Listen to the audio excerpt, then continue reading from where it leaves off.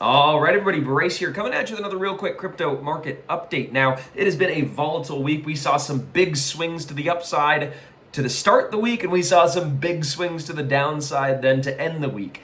On Wednesday, it felt like we were at all-time highs. We were going to be breaking out higher and moving to price discovery mode, but we got knocked down on Bitcoin about 6%. Currently from all-time highs, and Ethereum about 8%. But on a volatility-adjusted basis, Ethereum's actually outperforming Bitcoin. So I'm really excited. And full disclosure, I've got exposure to the long side for altcoins, for Bitcoin. I think we're in a sweetheart Goldilocks period for the crypto market. The thing that I think is really weighing on prices, you see just this shorter term correction over the course of the past few days that, it might persist for over the weekend or something like that. But I don't think it's going to be a month-long correction or anything that just started. I think people are nervous a little bit. You saw the PPI numbers came out, the producer price index, their inflation numbers that just ran hot in July.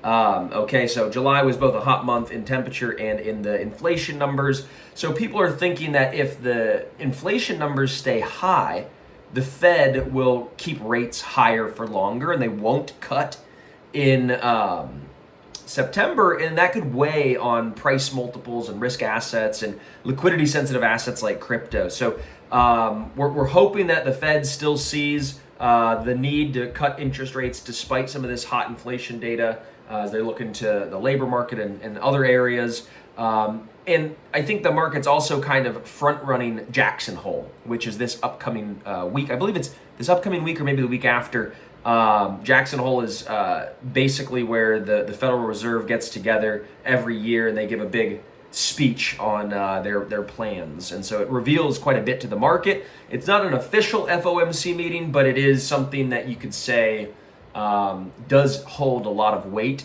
because people look to that as a signal for Fed speak.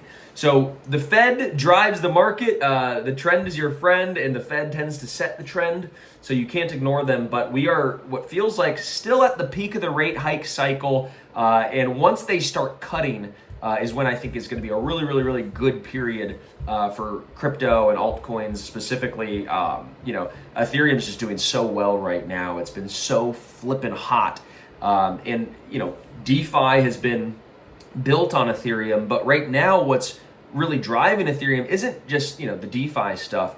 There's a whole digital asset treasury accumulation strategy being run right now by guys like Tom Lee from Fundstrat, who now runs Bitmine Immersion, and Joseph Lubin, who runs SharpLink Gaming. They're acquiring billions and billions and billions of dollars of Ethereum particularly. Okay, so this inflow is it's like a rising tide lifting all boats. So you're seeing Ethereum rise first in these big waves, and then altcoins kind of pile on after. And Ethereum's now like going harder than Bitcoin, which is something that we haven't seen in like 4 years. So Ethereum this week broke above its 4-year resistance point of around $4,000. And Tom Lee announced that his company is going to be issuing up to $25 billion of equity and debt. They're going to take that $25 billion to explicitly do one thing with it and buy Ethereum. Okay, so they've announced that. I think the market is front running it a little bit. And that's why the prices have gone so bonkers, because everybody's talking about how Ethereum is going to be going to $7,500 by the end of the year. And Tom Lee said that's even a low price. I think this was like maybe an Alliance Bernstein or a Standard Chartered. One of those big banks came out with a $7,500 price target this week. And Tom Lee was like, no, that's too low. You guys aren't thinking big enough. So you're starting to see the animal spirits, I think, come back into the market. And that's a good thing. So despite a little bit of volatility, despite a little bit of leverage coming off, we saw $1 billion in total liquidations across the crypto market on the sort of PPI report, that hot number that really spiked things lower. It was $1 billion of liquidations. People that were long, that wanted to be long and see prices go higher, that got stopped out of their positions. So that's a really interesting sort of period, is that you typically see those big liquidation, those big, dollar amounts of liquidations, $1 billion. That tends to mark a local bottom because that's a maximum sort of selling pressure that the market absorbed, right? The market absorbed $1 billion of sell pressure And it's still where it's at right now, still trending higher, finding support above key averages. So I'm still optimistic despite some of this volatility. We even had the Treasury Secretary, Scott Bessent. He was on, I think, Fox Business or CNBC. And he kind of got misquoted a little bit. People, in the media were globbing on to a statement, kind of contorting the words a little bit, saying, we will not be buying Bitcoin for the U.S. government. And then the market sold off further after the media kind of blew that up. And then he, put out a new statement on X, and he went on, TV again. He was saying, I think, people misunderstood what I was saying. We are devising budget neutral ways to accumulate more Bitcoin. We're not going to sell any of the Bitcoin that we have, from, for asset forfeiture and all that kind of stuff. So it's really interesting that he, felt so compelled, and Bitcoin's so important to the administration. He felt so compelled to come out and say, no, I'm issuing an extra statement that you guys are misunderstanding what I was saying. You misquoted me. So that's really big. This is the Treasury Secretary, one of the most powerful men or man or woman, right, in finance, in positions of government. So what he says holds a lot of weight, and they're really, really taking Bitcoin super seriously.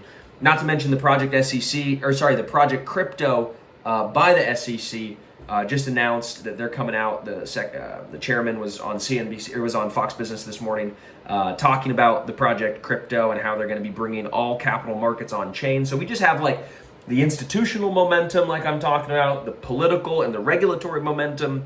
It's all lining up, and we've got attractive dip buying prices at key averages. I think we've got a lot of support here. So I'm excited, I'm long, I'm strong, I'm feeling good about where we're going towards the next week and so on. So hopefully you guys have some great actionable trading insights to take away. And that's your crypto market update today.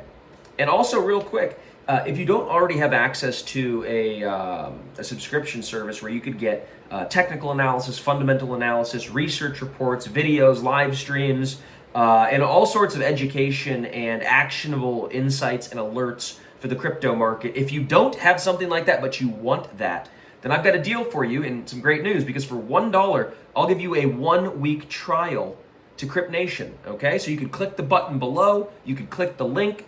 For $1, you'll get a 1-week trial to Crypt Nation. You can come and see everything we've got planned for you, make some killer trades, and we'll see you inside. You're going to be joining a group of over 20,000 crypto traders and investors, all parsing the market together. We've got a great group, and it's a good season. It's a very, very, very good season, okay? So we'll talk to you guys inside.